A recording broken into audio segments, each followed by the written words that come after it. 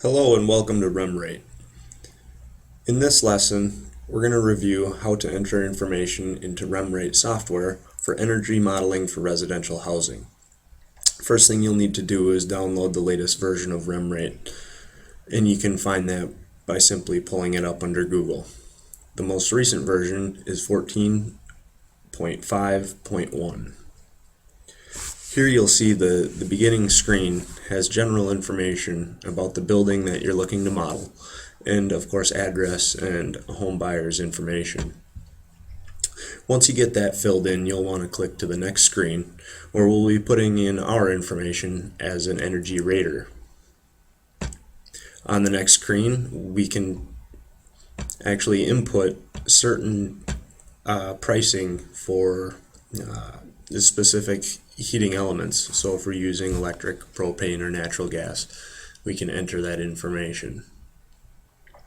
We're going to use the default information for now and move on to the next page. Here you'll see where we enter in basic house information like square footage of finished or conditioned space, the volume of the conditioned space, and of course as we're modeling new homes, the year built would be this year.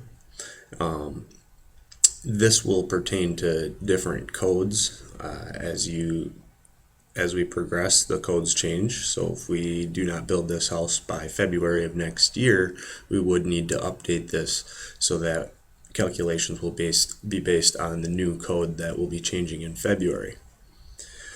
You'll notice we put how many floors are there above grade, and we also list how many bedrooms there are because there are going to be certain projections made based on how many people will typically occupy this house. After which, in the following pages here, we're going to see detailed house information pertaining to the envelope, the wall, the roof, the different insulation properties with the given building materials. So I will cruise through this pretty fast here, as what you'll need to do is take your plans, the blueprints for the building, and take that information and actually enter it into each appropriate spot. If you're familiar with blueprints, this should not be an issue, and most of that information can be gathered from the blueprints themselves. Moving right along, we'll see a lot of different functions here, from foundation walls to windows, doors, ceilings, skylights if there are any. If they're not, just leave this section blank. We're going to put in the mechanical equipment such as furnace, water heater, air conditioner. And in here we're actually going to just enter how many square footage of finished space there are, and this is actually going to calculate how many feet of HVAC ducting we will need. We'll enter in our furnace and our air conditioner that are connected to the ducting, and it will actually calculate that for us. Once you've entered in the square feet served, you just hit the estimate surface area, and it will actually input these two duct surface areas here. The next one as well, we're going to enter some of our best guesses. We know that we are going to put in a 21-watt fan and it's going to run 24/7. As we're building an energy efficient tight house, we will need to provide ventilation. And a lot of this again is going to be default information from the first screen where we entered in our utility provider, whether it be electric, natural gas, propane, and so forth. Here we are going to choose which code we are currently under. Again, this coincides with what year we build the house. Currently we're still a little behind in Minnesota, and we are working off of modified 2009 International Energy Code Council prescribed checklist. So that will actually mark all the different checklists that we need.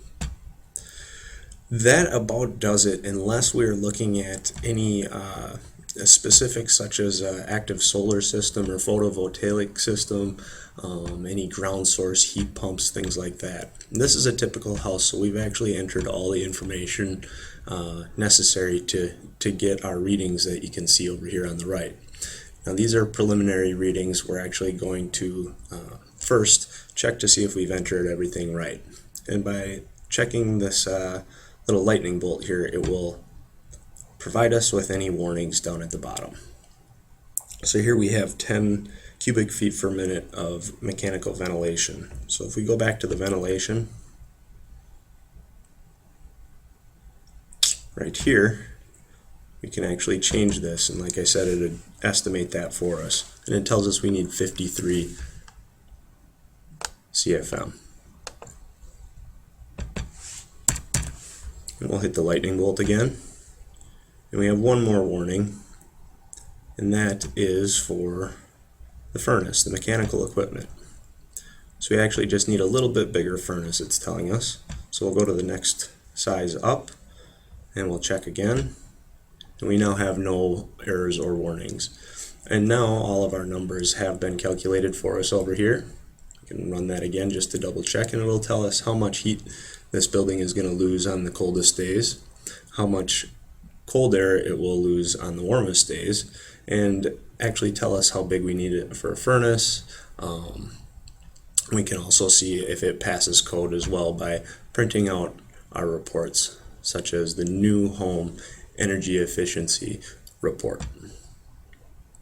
And this will give us all these detailed information, and of course there are also going to be the quick analysis reports that we can print out.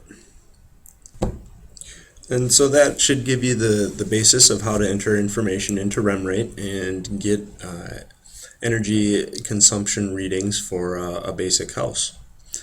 Thank you very much.